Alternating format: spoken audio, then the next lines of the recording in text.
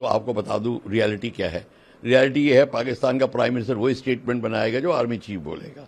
अगर army chief बोलेगा ये नहीं बोलो तो वो नहीं बोलेगा, क्योंकि पाकिस्तान की आर्मी पाकिस्तान को रन करती है, प्राइम मिनिस्टर नहीं करता। दूसरी बात यह है कि अब वो एडमिट कर रहे हैं कि पाकिस्तान हमारे बेसिस पे, नूरगांव बेस पे, सरगोदा पे और बाकी बेसिस पे हमला किया है और हमारे कई बड़ा माल का नुकसान हुआ है, कंस्ट्रक्शन का नुकसान हुआ है, रनवेज का नुकसान हुआ है। किराना हिल्स में अटैक हुआ, सरगोदा, वहां नुकसान हुआ। मानने लग गए हैं। क्यों मानने लग गए हैं? क्योंकि उन्होंने जो गिड़गिड़ाए जो थे अमेरिका के पास कि संधि कराओ, संधि कराने के लिए दबाव यही था कि हम पे एयर अटैक हो रहा है। और उसके ऊपर से अब ये भी मान गए हैं कि हमारे जो चाइनीज जेट थे उसके ऊपर भारत ने एंगेज किया, उसके खिलाफ कार्रवाई करी अपनी home made and modern technology से।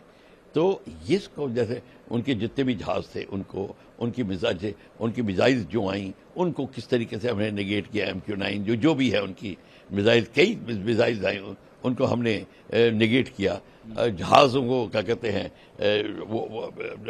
उनके जहाज इतने एफिशिएंट नहीं प्रूव हुए, J-17, J-20, J-10 वगैरह जितने की वो कहते हैं।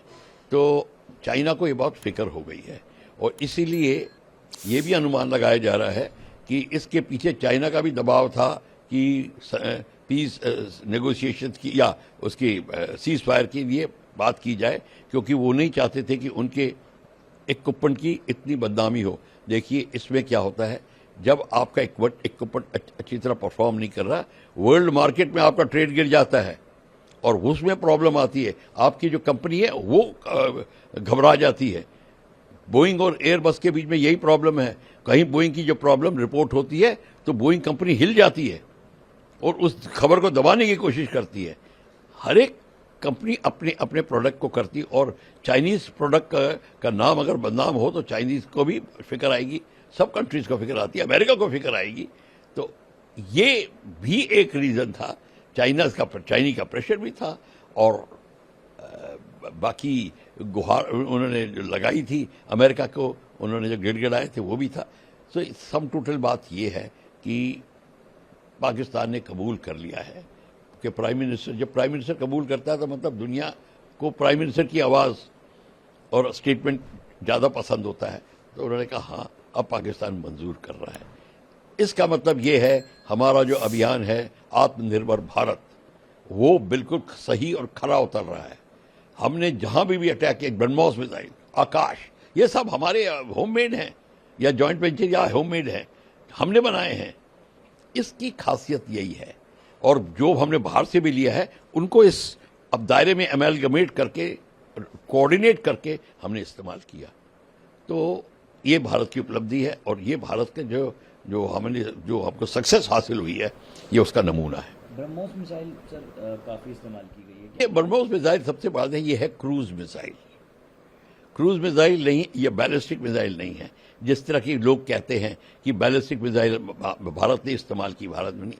ये क्रूज मिसाइल वो होती है जो धरातल से ऊपर, यहां तक कि 3 मीटर 10 मीटर, उससे भी नहीं, 3 मीटर से भी नीचे ये फ्लाई कर सकती है, हगिंग द ग्राउंड और सुपरसोनिक स्पीड पे। कई मिसाइलें होती हैं सबसोनिक स्पीड पे, मैक 1 नहीं के ऊपर, मतलब स्पीड ऑफ साउंड के ऊपर नहीं फ्लाई कर रही होती।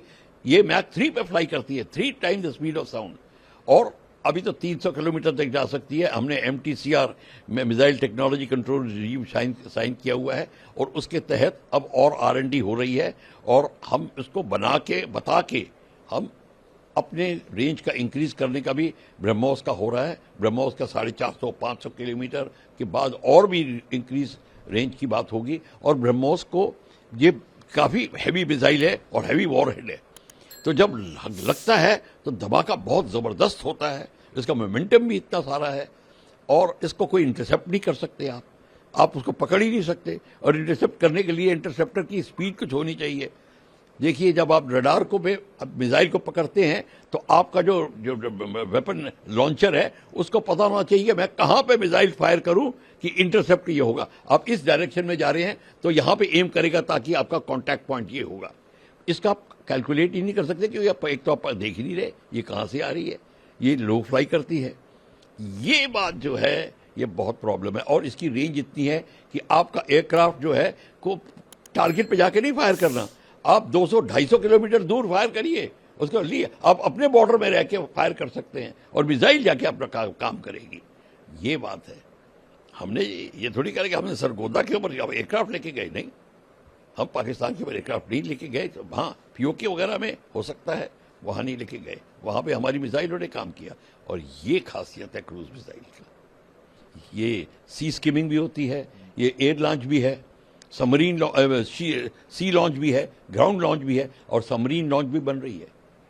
तो ये है ब्रह्मोस मिसाइल का कमाल। अब हल्का भी बनाएंगे, ताकि ये भी देख रहे हैं, अभी जहाज एक मिसाइल ले जाता है, अब ये भी प्लान हो रहा है कि एक जहाज 3 मिसाइल ले जाए, हल्का बना के उसको।